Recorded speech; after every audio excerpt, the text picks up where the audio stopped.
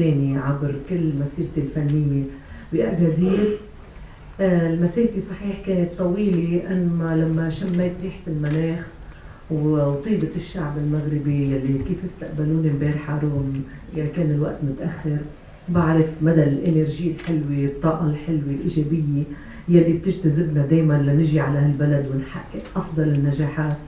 بشكركم، بشكر كلمتك الكريمة ومتابعتك لألبوم كاريزما أو للمسيرة ولو كانت بسيطة، ولكن بقدر أقول إنه بمحبة الناس بتترك لي مجال إني يكون دايما عندي حلم لأني يكون بين كل المحبين وخصوصا في المغرب العربي.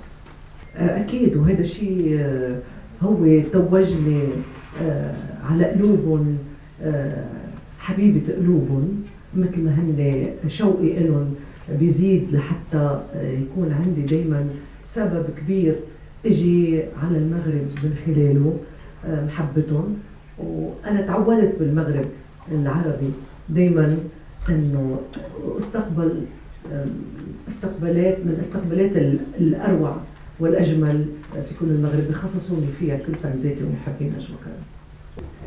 صراحة حاملة معي كل قديمي وكل جديدي، بالإضافة لأني دايما بصوتي لما بوصل على المغرب في أغنية ما بستغرب لولا الشمس بتشرق من مغربنا، بقدمها من قلبي لكل الجمهور المغربي الحبيب. وبصراحة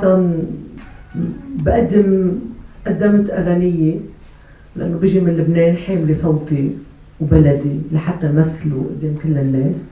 بتمنى انه من بعد طول غياب يتحقق الشيء الافضل دائما بالمغرب الحبيب، وان شاء الله بالايام المقبله بنعمل هيك ايقاعات تشتهر فيها بلدنا الثاني المغرب العربي.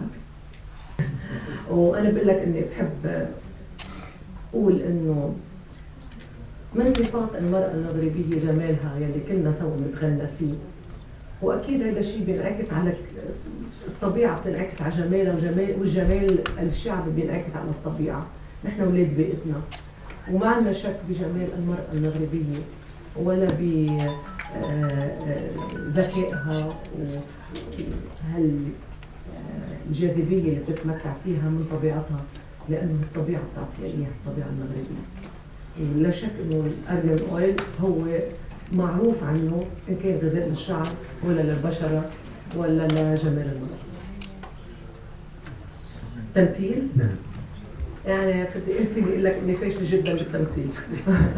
ما بعرف لا أمثل لا بحياتي الاجتماعية ولا آخذ دور إني أدخل يمكن، إلا إذا كان دور بده يكون بيشبهني كثير شخصيا لحتى ما أعمل مجهود وإني أمثل، لأنه إذا كان في فرحة بعيوني صعب كثير إني لو آخذ دور حزن، والعكس تمام. ولو كنت انا عن جد ممثله كنت مش رح ينبسط كثير مع المخرج وما بخدم كثير سيناريو، لاني بحب الطاقه الايجابيه وما بحب كثير الدراما المحزنه. بحب الفرح، بحب الحب، بحب الصلح وبحب السلام. فبشكركم لحضوركم، وبتمنى انه بكره سوا كلنا سوا بعالمنا نغني ونفرح ونبث الفرح. الحياة كتير قصيرة بس نبثه بإيمان ويكون صح لحتى تكون كلنا سوا حياتنا على الأرض مرضية لإلنا، لمجتمعنا، للي خلقنا.